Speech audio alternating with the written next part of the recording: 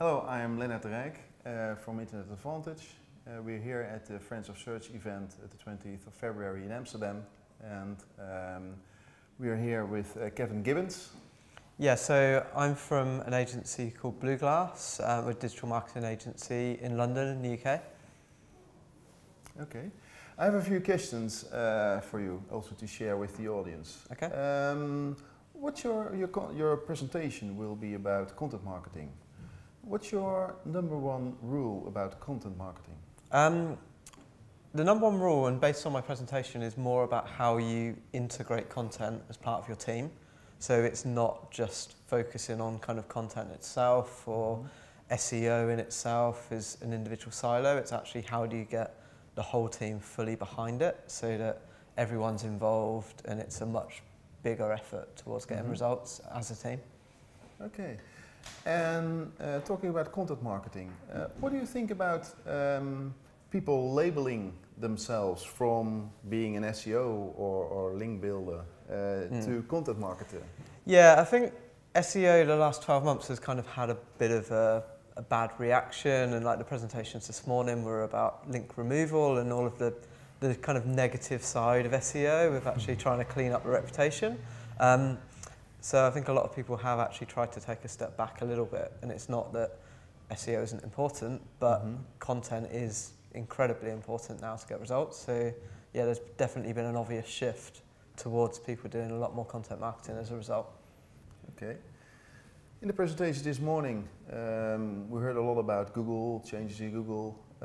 What do you think about Hummingbird? What does it do for the user? From the user perspective, I don't think you see much. I think it's more infrastructure for Google behind it. So it's I guess the SEO side of things is actually it's becoming more difficult, and you need to be the best result as opposed to the most optimized result. So previously, I think some people have looked at Hummingbird as an opportunity to rank for long tail content, and I think it's almost the other way around. Actually, you need to have great content that's kind of semantically relevant to keywords as opposed to better optimized, if that makes sense. Okay. It seems to be that great content is a kind of buzzword. Yeah, That's nice if you have a good budget. But what about a small budget? Let's say you have €1,000 to create something. Yeah. What would you suggest to do? I think it's just thinking smarter. Like most of my presentation is around how you can use the strength of like your brand assets. It's quite often when we start an engagement with a client, the first conversation we have is about them and finding lots of marketing ideas that they didn't even know existed in the first place. So once we can actually get that information out of them, it's quite easy to get started, but it's not always a big budget research campaign to create lots of data and lots of content. In a lot of cases it exists already, so it's actually leveraging those assets and making kind of good content out of that can be promoted for marketing purposes. So yeah, it doesn't necessarily have to be big budgets that win. Okay.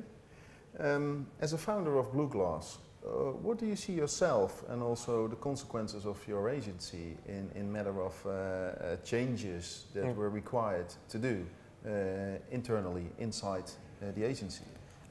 Internally, one of the biggest changes we had was restructuring our team. So making sure that we were no longer an agency of just consultants. Actually, we need to bring in a content production arm, which means we had to bring in very good graphic designers, people who are good at video, obviously writers and bloggers, and it's no longer a case of having one person who's good as a consultant because you can't execute on everything that they're advising. So it's having a team that has a mixture of strategy but execution behind it as well. Okay. About your presentation, what's the most important takeaway for the audience this afternoon? I think the most important takeaway is to think of digital as one big marketing budget and actually focus on what you're doing overall as opposed to channel specific, because there's much bigger wins if you kind of look at the synergies between SEO and paid search and conversion rate optimization. There's so many things that fit in together that if you don't look at the bigger picture, it's quite easy to get lost and start focusing on metrics and goals that perhaps aren't so important to the business. So yeah, the big takeaway is actually look at things from a top level and then have a strategy individually for the channels, but that fits into the overall business goals. Okay, perfect. Looking forward to your presentation. Okay. Thank you much for Thanks the very interview. much. Okay.